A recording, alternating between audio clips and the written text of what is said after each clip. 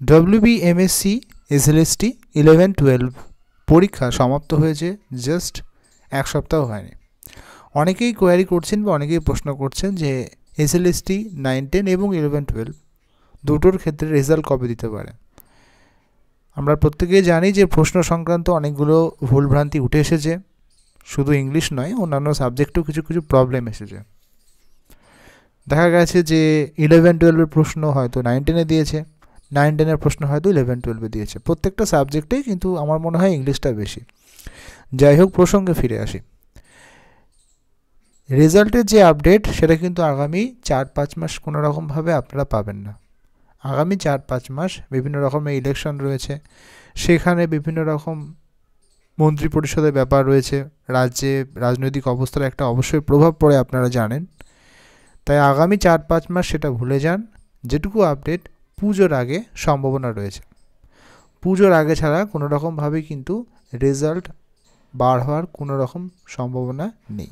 যদিও ভ্যাকান্সি খুবই কম, মাত্র 1739 বা 1700+, এবং সেখানেও অনেক রকম সমস্যা।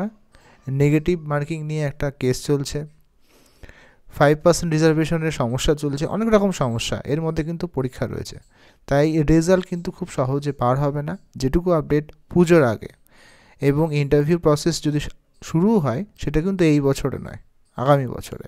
কিন্তু রেজাল্ট অবশ্যই এই বছরেই বার হবে এবং সেটা কিন্তু পুজোর আগে বার হওয়ার সম্ভাবনা রয়েছে। ততদিন পর্যন্ত অবশ্যই আগামী পরীক্ষাগুলোর জন্য প্রস্তুতি নেওয়া বা প্রস্তুত থাকা অবশ্যই ভালো, কারণ সেই দিকেই এগোনোটাই ভালো।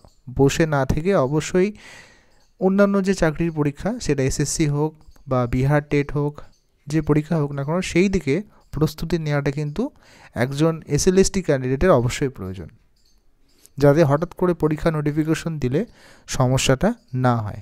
অন্তত মানসিকভাবে একটা প্রিপারেশন থাকা অবশ্যই উচিত।